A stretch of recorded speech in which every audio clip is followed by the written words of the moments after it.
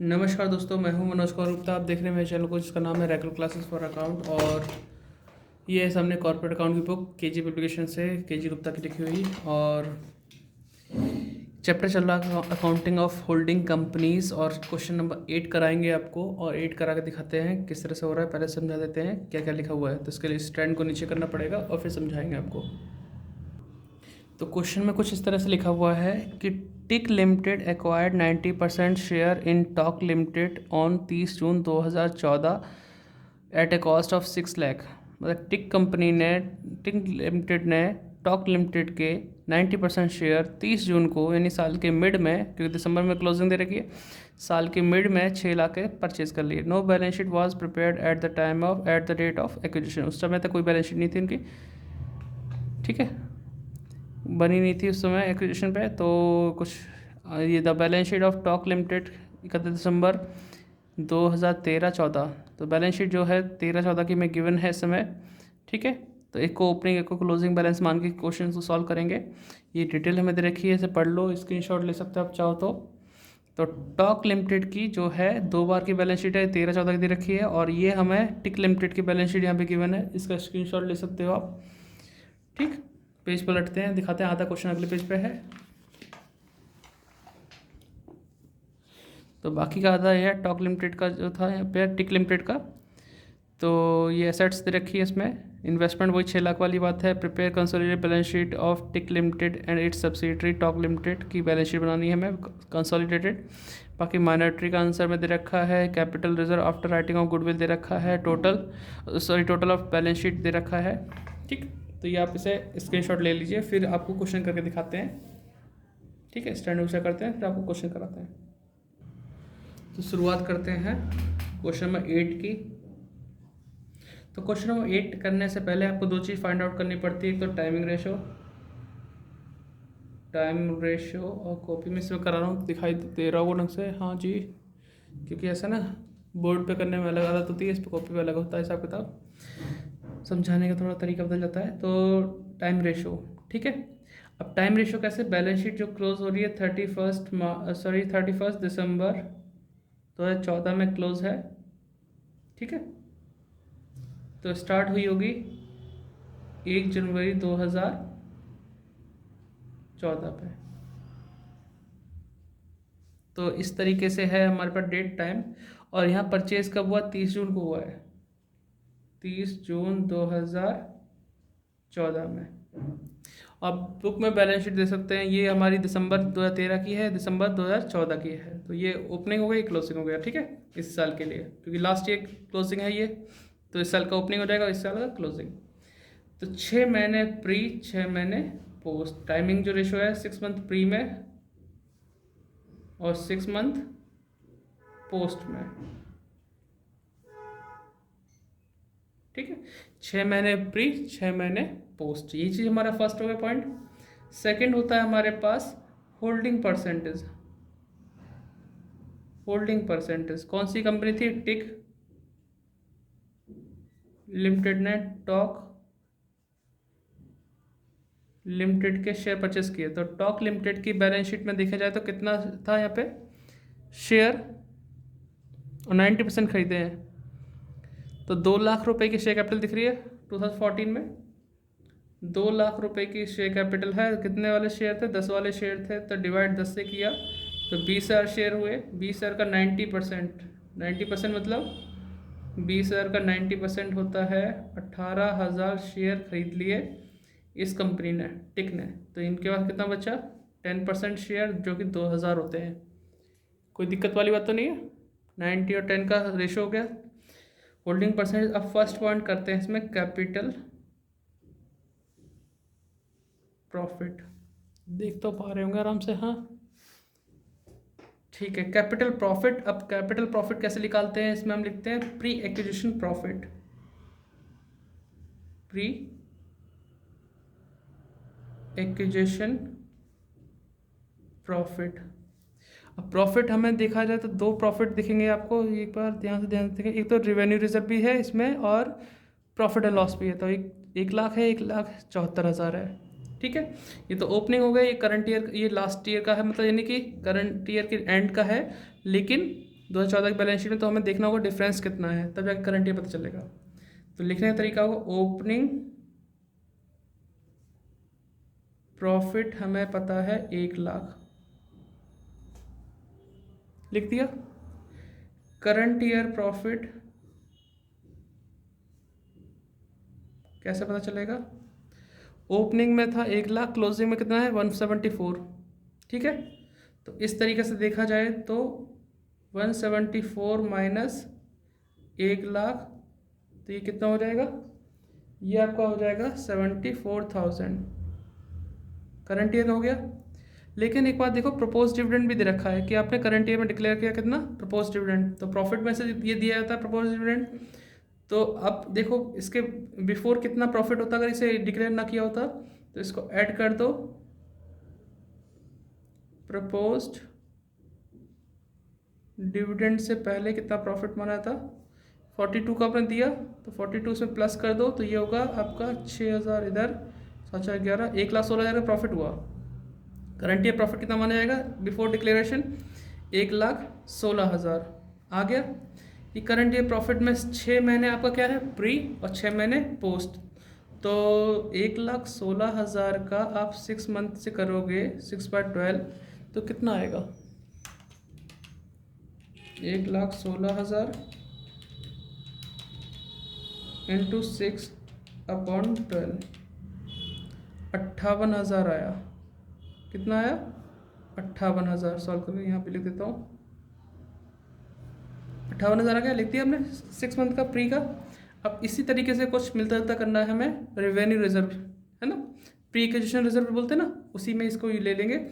तो फिलहाल राइटिंग आपको साफ लग रही होगी, तो ऐसे ही कुछ करना है हमें इसमें। प्री एक्विजिशन प्रॉफिट हो गया, अब pre acquisition reserve, pre acquisition reserve, ठीक है, देख पा रहे होंगे। तो इसमें भी देखें रेवेन्यू रिजर्व का नाम यूज़ किया गया है, तो ओपनिंग रिजर्व कितना आ जाएगा 4,00,000, जो कि मैंने यहाँ से ले लिया है इस वाले से 2013 वाला ओपनिंग। फिर करंट लिखूँगा, करंट ईयर रिजर्व, तो क्लोजिंग यानी ओपनिंग ये क्लोजिंग ये, तो इनका डिफरेंस कितना बीच का, 4,40,000 माइनस 4,00,000, तो इक्वल्स टू होगा 40,000, ठीक है। इस करंट ईयर में आधा हिस्सा प्री का आधा पोस्ट का, तो प्री वाला हिस्सा यूज़ कर लो, तो कितना हो जाएगा इसमें 20,000। अब सबको और कुछ तो है नहीं हमारे क्वेश्चन में, तो इस सबको प्लस करेंगे तो क्या आएगा, टोटल कैपिटल प्रॉफिट आ जाएगा।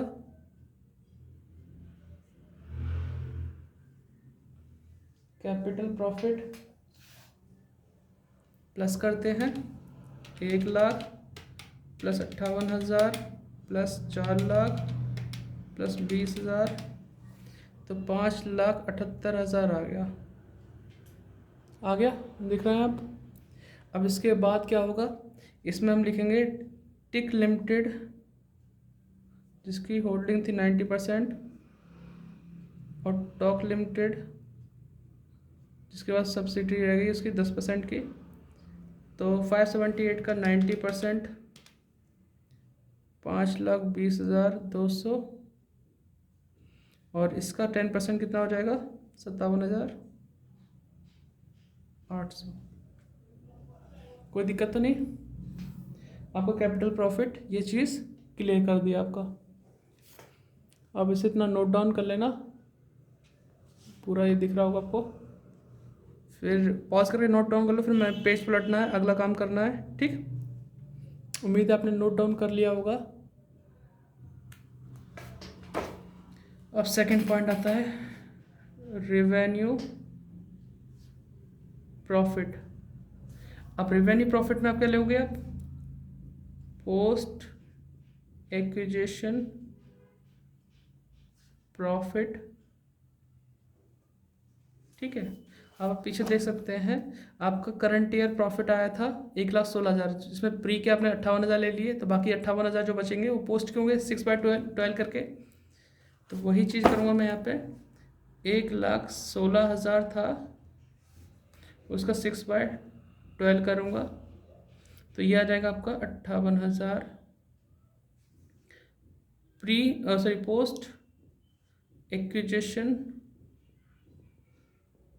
रिजर्व भी लिखेंगे। तो उसके लिए क्या यूज़ करेंगे, देखो यहाँ पे करंट ईयर 40,000 था ना, तो 6/12 प्री हमने यहाँ ले लिया, तो बाकी पोस्ट 40,000 का हिस्सा 6/12 20,000। ठीक है, तो आपका हो गया 78,000 रेवेन्यू प्रॉफिट। ठीक, इसमें भी टिक लिमिटेड का 90%, टॉक लिमिटेड का 10% यूज़ करेंगे, 7800 तो ये हो गया, और 78,000 का 90% 70,200। ठीक है, कोई दिक्कत तो नहीं। इसके बाद हम यूज़ करते हैं तीसरा पॉइंट, गुडविल और कैपिटल रिजर्व। ठीक, अब यहाँ पे हम लिखते हैं सबसे पहले cost of acquisition share, cost of acquisition share लिखेंगे। अब हमने क्वेश्चन में पढ़ा था 6 लाख का खरीदा था, कितने में खरीदा था, 6 लाख में। ठीक है, अब 6 लाख में खरीदा,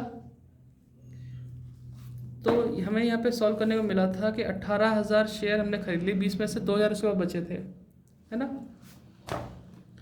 तो लेस करेंगे भाई, 2 लाख की कैपिटल थी, 10 से डिवाइड किया 20,000, 20,000 में 90% खरीद चुके हैं, तो लेस करेंगे फेस वैल्यू ऑफ शेयर। तो ये हो जाएगा आपका 18,000 इंटू 10 मतलब 1,80,000 फेस वैल्यू। फिर लिखते हैं share in capital profit. Capital profit का आपने हिस्सा देखा 5,20,200 था, 5,20,200 दिख रहा है ना, इसको लिखेंगे 5,20,200। ठीक है बेटा, और तो कुछ है नहीं, टोटल करो 5,20,200 प्लस 180 7,02,000 रुपये। अब देखो माइनस में आंसर बचता है तो कैपिटल रिजर्व होता है, और प्लस में बचता है तो गुडविल होता है। तो कीमत शेयर्स की थी 7,02,000, लेकिन हमने कितने में खरीद लिया, 6 लाख में, तो हमारे पैसे बच के कैपिटल रिजर्व आएगा। तो ये आपका आया 1,02,000 कैपिटल रिजर्व। ठीक है, लिख दिया। लेकिन अगर टॉक लिमिटेड की बात करें, इसकी बैलेंस शीट 2 बार की दे रखी है, इसमें गुडविल दे रखा है 1 लाख, 2014 में देखो 1 लाख, 13 तो ओपनिंग है, वही क्लोजिंग में सेम रही है, तो 1 लाख की गुडविल भी है। अब हमारा आंसर निकला कैपिटल रिजर्व, आंसर वैसे दे रखा गुडविल भी है, तो लेस कर दो गुडविल, क्योंकि गुडविल रिटर्न ऑफ करने के बाद पता चलेगा नेट आंसर क्या है। तो अभी भी 200 बच रहे हैं, किस बात के बच रहे हैं, कैपिटल रिजर्व, क्योंकि अमाउंट ज़्यादा किसकी है, कैपिटल रिजर्व की, तो आंसर कैपिटल रिजर्व का बचा। तो कैपिटल रिजर्व ही बच रहा है अब भी गुडविल लेस करने के बाद। ठीक है, कोई दिक्कत नहीं। अगर गुडविल जगह कैपिटल रिजर्व लिखा था ऊपर, तो मैं उसको प्लस कर देता, फिर मैं देखता टोटल कैपिटल रिजर्व कितना है। ठीक है, फिलहाल तो ये हो गया भाई, कैपिटल रिजर्व आ गया। फिर नंबर 4 होता है माइनॉरिटी इंटरेस्ट। तो आप अभी यहाँ से लेकर यहाँ तक नोट डाउन कर लेना पॉज करके वीडियो को, और फिर मैं आगे थोड़ा बढ़ता हूँ, स्लाइडली ऊपर करते हैं माइनॉरिटी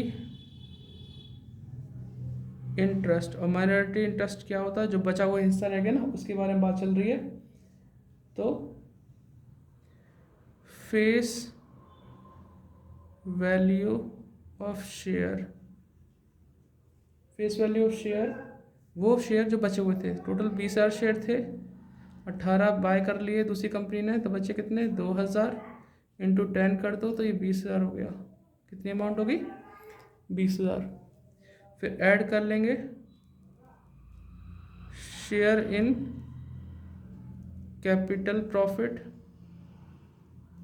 और शेयर इन रेवेन्यू प्रॉफिट। देखो रेवेन्यू प्रॉफिट तो ऊपर ही दिख रहा है आपको, 7,800 इसका आ जाएगा, और कैपिटल प्रॉफिट के लिए पीछे से देखना पड़ेगा, तो ये 57,800, 57,800। और टोटल कर लो, और तो कुछ है नहीं इसमें। ठीक है, टोटल करते हैं। 20,000 प्लस 57,800 प्लस 7,800, 85,600 माइनॉरिटी इंटरेस्ट। अपनी बुक में चेक कर लेना, माइनॉरिटी इंटरेस्ट का आंसर गिवन है, शायद इतना ही है, 85,600।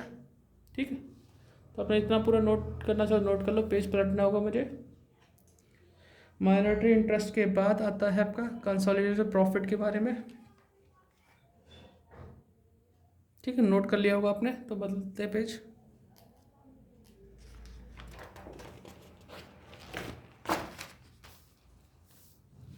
यहाँ पे लिखेंगे 5th पॉइंट, कंसोलिडेटेड प्रॉफिट। यहाँ लिखते हैं profit for the holding company. Holding company का प्रॉफिट है ना, होल्डिंग कंपनी का प्रॉफिट कितना है वो देखते हैं। ये तो बस सब्सिडरी है, होल्डिंग कंपनी का यहीं दिख जाएगा आपको। एक तो रिजर्व भी लिखा हुआ है और एक आपको प्रॉफिट लिखा हुआ है। रिजर्व तो बैलेंस शीट में सीधे सीधे पहुंचेगा। प्रॉफिट की बात करते हैं, तो प्रॉफिट कितना है आपका 4 लाख का। वैसे इसका कंसोलिडेटेड प्रॉफिट का आंसर नहीं दे रखा, इसमें दिया जाना चाहिए। 4 लाख प्रॉफिट आ जाएगा, 4 लाख का प्रॉफिट आ गया। ऐड करेंगे रेवेन्यू प्रॉफिट, सिर्फ वो हिस्सा जो 90% के हिसाब से था, तो 70,200 था, 70,200, तो ये होगा 4,70,000, 4,70,200। ठीक है, कंसोलिडेटेड प्रॉफिट। कोई दिक्कत तो नहीं बेटा? ठीक, तो हमने ये चीज़ लिख दी। अब आती है बैलेंस शीट की बात। बैलेंस शीट बनाते हैं, आपको दिखाते हैं बैलेंस शीट बना के।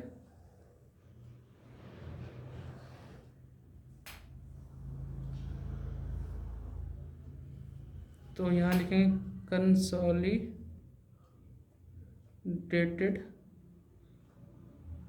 Balance sheet.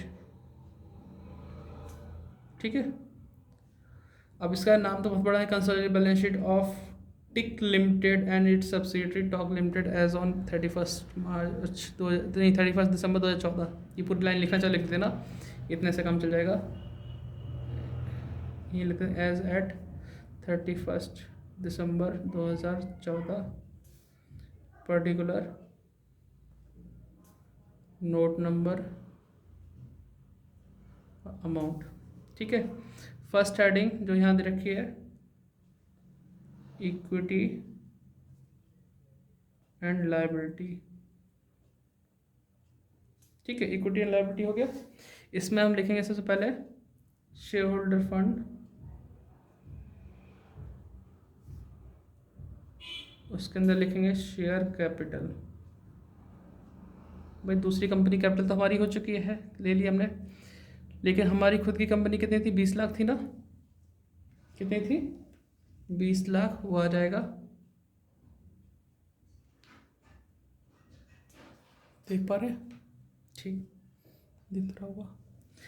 तो शेयर कैपिटल आ गया। अगला पॉइंट आता है रिजर्व एंड सरप्लस, उसमें रिजर्व है,